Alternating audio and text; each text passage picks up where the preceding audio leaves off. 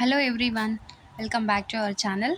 So ఈరోజు అయితే మనము ఇంగ్లీష్ సబ్జెక్ట్లో ఉన్న డిస్కోర్సెస్ గురించి, రైటింగ్ డిస్కోర్సెస్ గురించి డిస్కస్ చేసుకుంటున్నాము.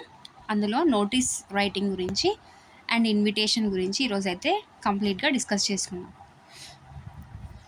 సో ప్రీవియస్ వీడియోస్ ఎవరైనా చూడకుండా ఉండని వాళ్ళు ఉంటే ఖచ్చితంగా మన ఛానల్లో మంచి కంటెంట్ ఉన్న వీడియోస్ ఉన్నాయి, చూసేయండి. అందులో ఇంగ్లీష్లో వచ్చేసి మనము ఈ డిస్కోర్సెస్ టాపిక్లో లెటర్ రైటింగ్ అయిపోయింది, డైరీ ఎంట్రీ అయిపోయింది, ఈమెయిల్ అయిపోయింది, పారాగ్రాఫ్ అయిపోయింది, డైలాగ్ రైటింగ్ అయిపోయింది, బయోగ్రఫికల్ స్కెచ్ అయిపోయింది, స్పీచ్ అయిపోయింది కదా. ఇప్పుడు లాస్ట్ టాపిక్ వచ్చేసి నోటీస్ ఆర్ ఇన్విటేషన్ అనమాట. ఇవి రెండు సపరేట్, ఒకటి కాదు. నోటీస్ అండ్ ఇన్విటేషన్ రెండు సపరేట్, కొంచెం డిఫరెన్స్ ఉంటుంది ఫార్మాట్, ఓకేనా. సో ఇదనమాట, ఓకేనా. ఒకసారి ఈ నోటీస్ అండ్ ఇన్విటేషన్ రెండు ఇదే క్లాస్లో చాలా క్లియర్గా తెలుసుకుందాము. సో ఇంకా ఎవరైనా మన ఛానల్లో వీడియోస్ చూడకపోతే ఖచ్చితంగా వీడియోస్ చూడండి. అండ్ మీకు ఇన్ఫర్మేషన్ రావాలంటే మన ఛానల్ నుంచి ఖచ్చితంగా ఛానల్ని సబ్స్క్రైబ్ చేసుకోండి అండ్ లైక్ ఇచ్చేసేయండి. అండ్ వీడియోని అయితే ఎక్కడా స్కిప్ చేయకుండా చూసేయండి, ఓకేనా. సో నోటీస్ రైటింగ్ అనమాట. నోటీస్ అంటే చాలామందికి తెలిసే ఉంటుంది కదా. మనం చిన్నప్పుడు స్కూల్లో లేదంటే కాలేజెస్లో చదువుతున్నప్పుడు మనకు ఏదైనా ఇన్ఫర్మేషన్ మన మేనేజ్మెంట్ నుంచి లేదంటే డిపార్ట్మెంట్ నుంచి తెలియజేయాలి అనుకున్నప్పుడు ఏం చేస్తారు మేనేజ్మెంట్ వాళ్ళు ఒక చిన్న నోటీస్ని డిస్ప్లే చేస్తారనమాట కదా. అంటే ఒక బోర్డ్ మీదనో లేదంటే బయట అందరు చూసే విధంగానో ఒక నోటీస్ని డిస్ప్లే చేస్తారనమాట. ఏముంటుంది దాంట్లో అంటే అందరూ స్టూడెంట్స్కి సంబంధించి అయినా ఉంటుంది, లేదంటే ఏదైనా కల్చరల్ ప్రోగ్రామ్ గురించి లేదంటే క్లీన్లీనెస్ గురించి. సో ఏదో ఒక టాపిక్ అందరికీ సంబంధించి అందరికీ తెలియజేయాలి అనే టాపికే ఉంటుందన్నమాట. సో అదనమాట నోటీస్.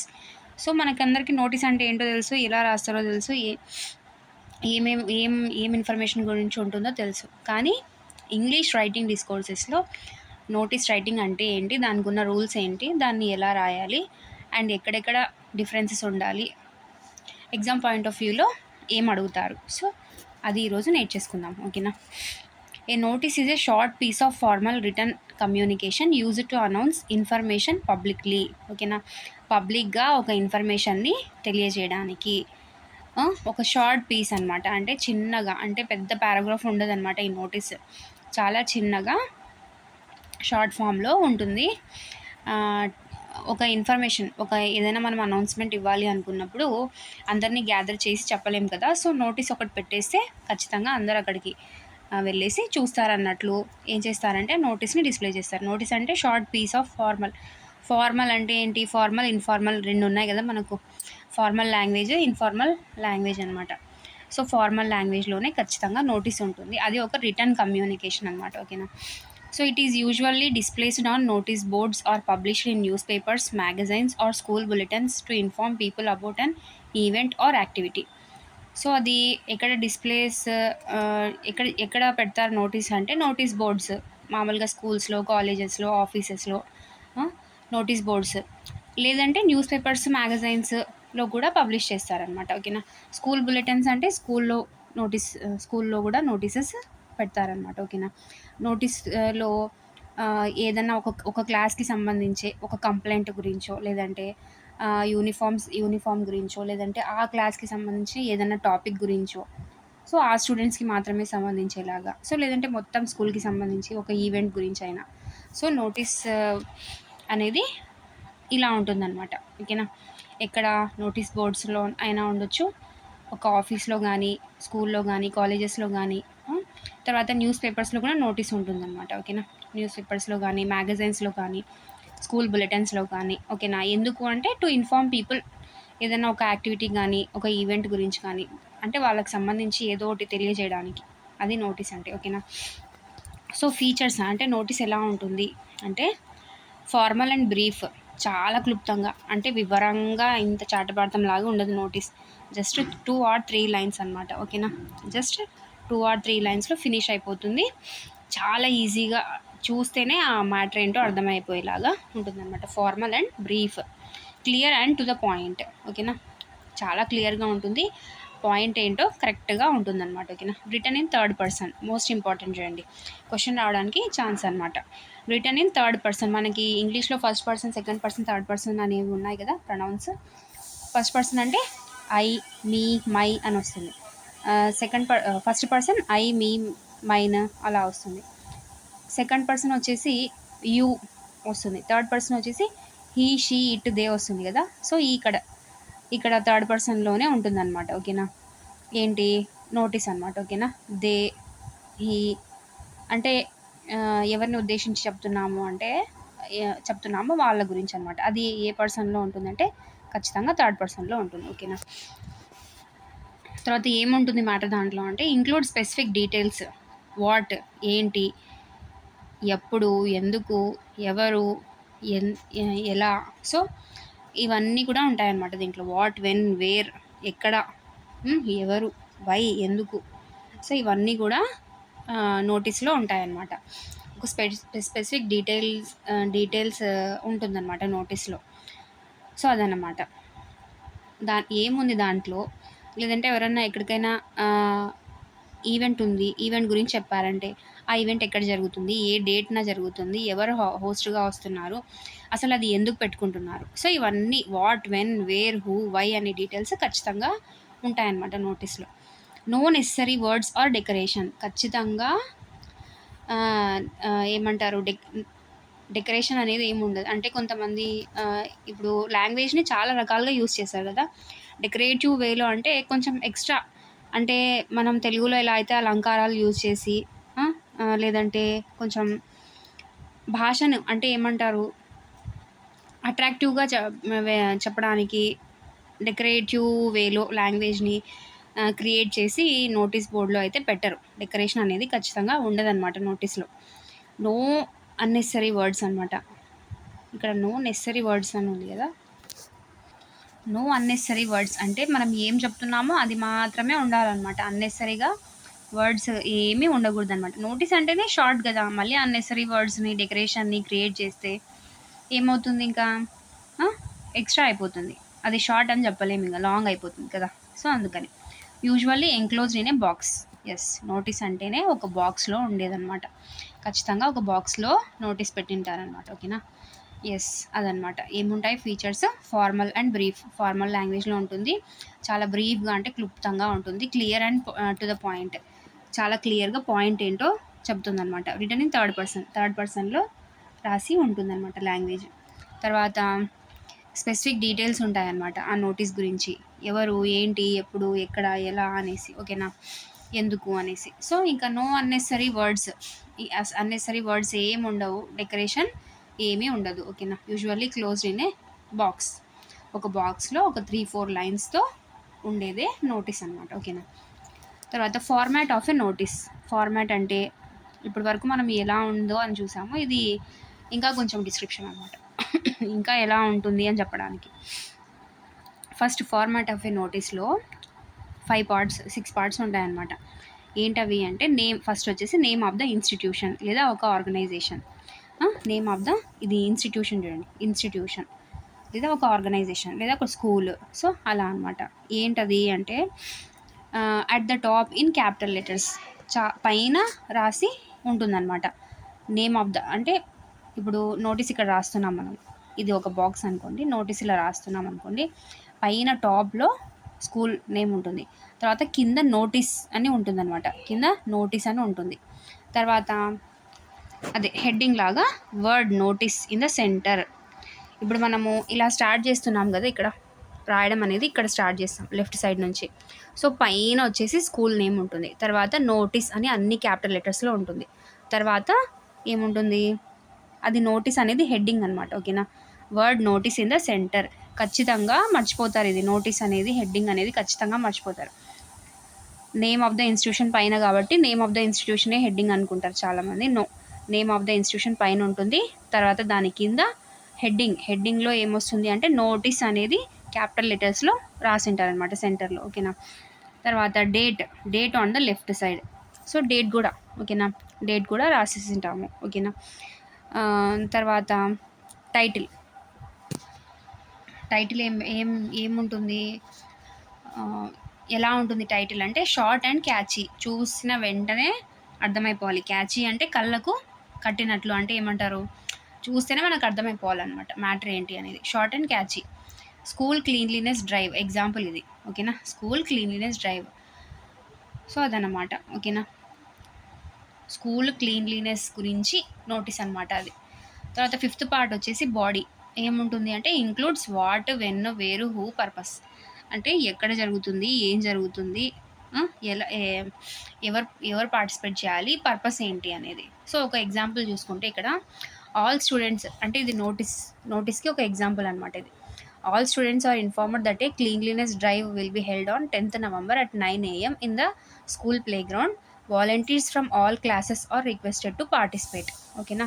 చూసారా దీంట్లో వాట్ అంటే క్లీన్లీనెస్ డ్రైవ్, వెన్ అంటే ఎప్పుడు 10th November 9 AM, వేర్ అంటే స్కూల్ ప్లే గ్రౌండ్, హూ ఎవరు అంటే వాలంటీర్స్ పార్టిసిపేట్ చేయాలి, పర్పస్ ఏంటి అంటే క్లీన్లీనెస్ డ్రైవ్ గురించి అనమాట. ఓకేనా. సో అది అలా మొత్తం అన్ని డీటెయిల్స్ ఉంటాయన్నమాట. ఒక ఎగ్జాంపుల్ తీసుకుంటే ఇదనమాట ఒక ఎగ్జాంపుల్ ఇది. ఓకేనా. ఇది ఇలా ఉంటుంది నోటీస్. ఓకేనా. చాలా షార్ట్గా, అంటే నేను ఇక్కడ చిన్నగా ఎంక్లోజ్డ్గా ఇలా రాశాను కాబట్టి, లేదంటే మామూలుగా ఇక్కడ నుంచి స్టార్ట్ చేస్తే ఒక 2-3 లైన్స్లో సరిపోతుంది అనమాట. అంతే ఉండాలి నోటీస్ అంటే. ఓకేనా. ఇంకా దీనికంటే షార్ట్గా కూడా ఉంటాయి notices. Cleanliness drive programme 10th November at 9 AM, volunteers should attend compulsorily అని చెప్పేసి కూడా కొన్ని నోటీసెస్ ఉంటాయి. చాలా ఫాస్ట్గా చెప్పాలి అనుకున్నప్పుడు, మ్యాటర్ తొందరగా చేరాలి అనుకున్నప్పుడు. ఓకేనా. ఎస్. తర్వాత సిగ్నేచర్, నేము. 6th పార్ట్ వచ్చేసి సిగ్నేచర్, నేము, డిసిగ్నేషన్ అనమాట. అట్ ద బాటమ్ అంటే ఇంకా కింద, నోటీస్కి కింద అనమాట. ఓకేనా. ఎస్డి అంటే సిగ్నేచర్, డిసిగ్నేషన్, ఎవరు నోటీస్ ఇస్తున్నారో వాళ్ళ sign. Example head girl, saint Mary's high school అన్నట్లు ఒక స్కూల్లో నోటీస్ అనమాట. ఓకేనా. ఇంక ఇదే నోటీస్ అనుకోండి, ఫార్మాట్ ఇలానే ఉంటుంది అనుకోండి. ఇది కదా బాడీ, దాని ముందర టైటిల్ ఎలా ఉంటుంది, దాని కింద ఇలా ఉంటుంది. మెయిన్ హెడ్డింగ్ వచ్చేసి ఏముంటుంది, సెయింట్ మేరీస్ హై స్కూల్, దాని కింద నోటీస్ అని క్యాపిటల్ లెటర్స్లో హెడ్డింగ్ ఉంటుంది అనమాట. ఓకేనా. అది. సో మీకు ఒక ఎగ్జాంపుల్ చూపిస్తే ఇక్కడ చూడండి, ఇది బాక్స్. నోటీస్ అనేది బాక్స్లో ఉంటుందని చెప్పాను కదా. ఎస్. అలా ఇలా వస్తే ఏమనుకోవద్దండి కొంచెం. సో ఇక్కడ సెయింట్ మేరీస్ స్కూల్ అనేసి రాసేస్తాం. తర్వాత నోటీస్ అనేసి పెద్దగా క్యాపిటల్ లెటర్స్లో రాసిస్తాం. తర్వాత date on the left side అన్నారు కదా, డేట్. ఎస్. ఇక్కడ లెఫ్ట్ సైడ్లో ఇప్పుడు ఈరోజు ఎంత, 5th November అనుకుందాం. 5th November.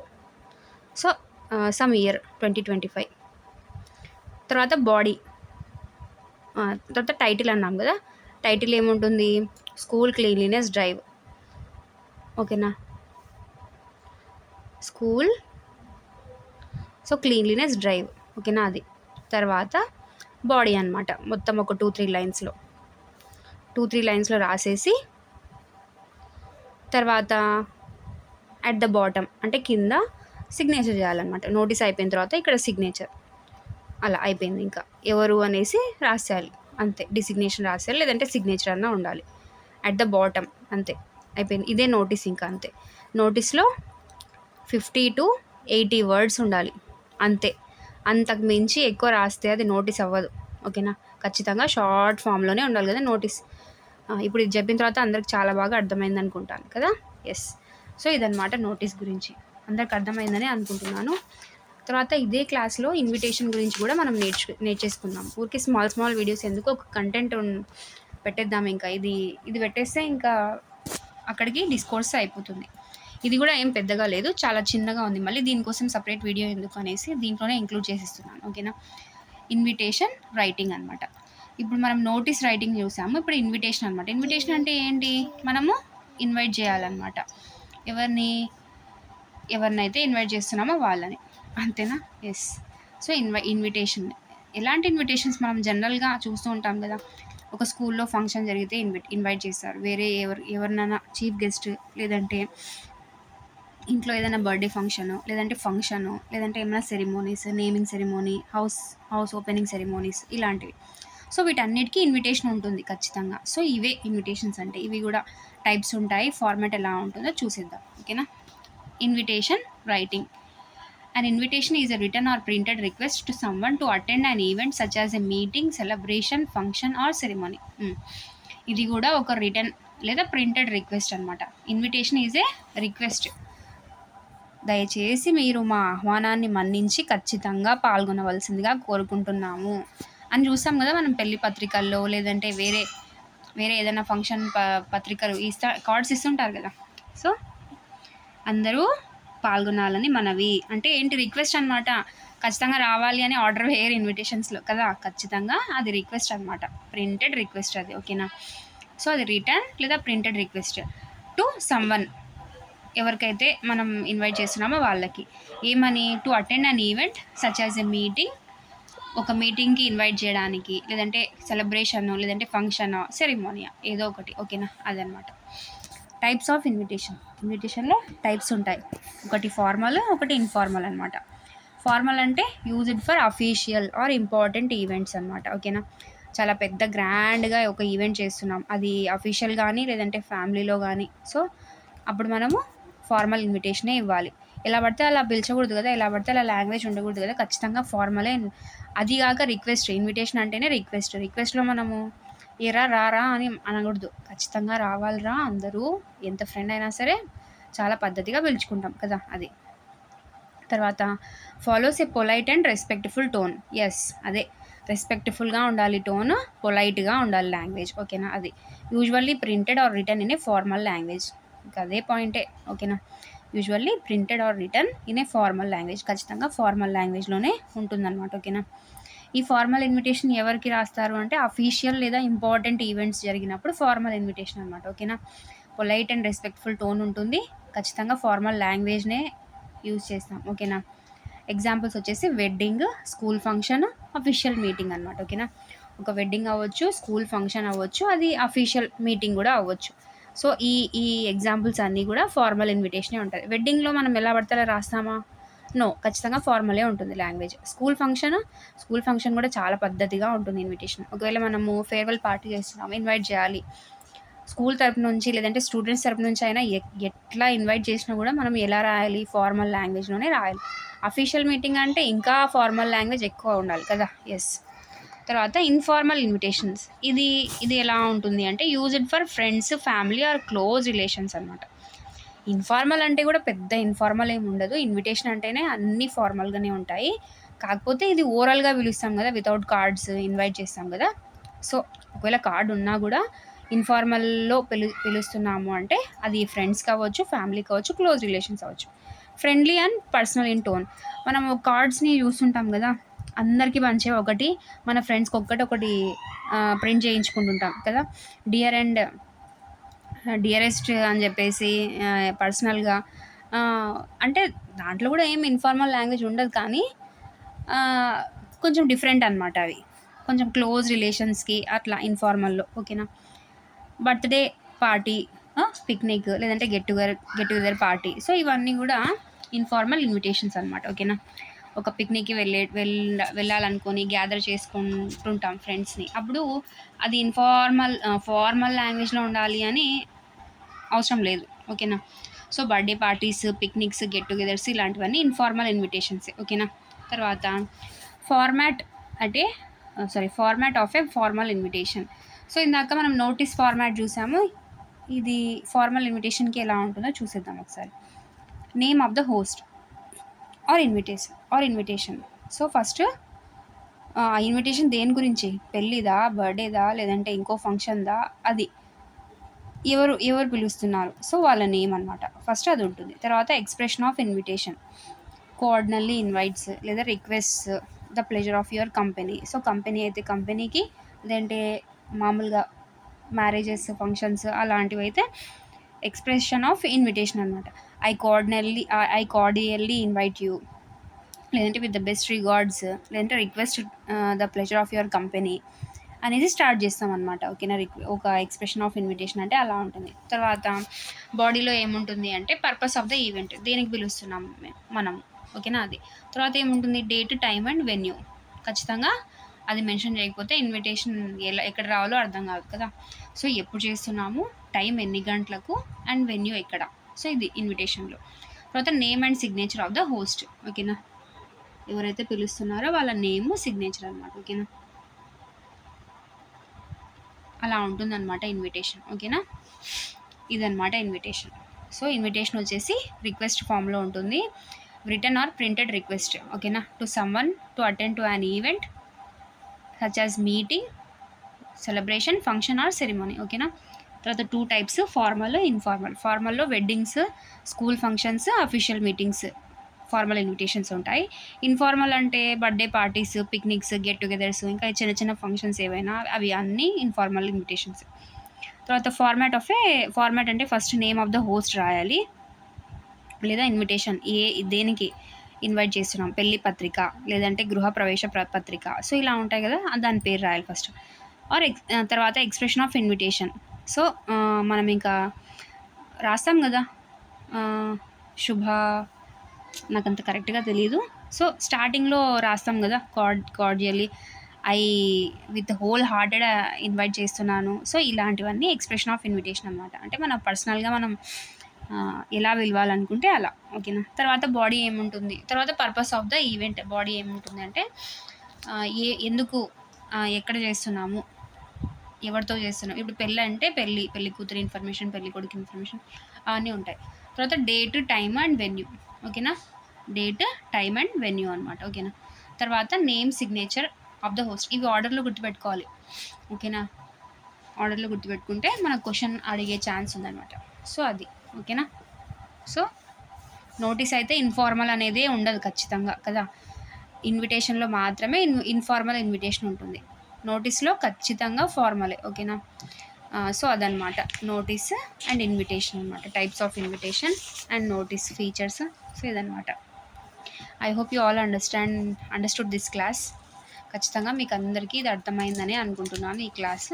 అండ్ తర్వాత ఇంకా ఎవరైనా మన ఛానల్ని సబ్స్క్రైబ్ చేసుకోకపోతే ఖచ్చితంగా సబ్స్క్రైబ్ చేసుకోండి, అండ్ ఒక లైక్ అయితే ఇచ్చేసేయండి.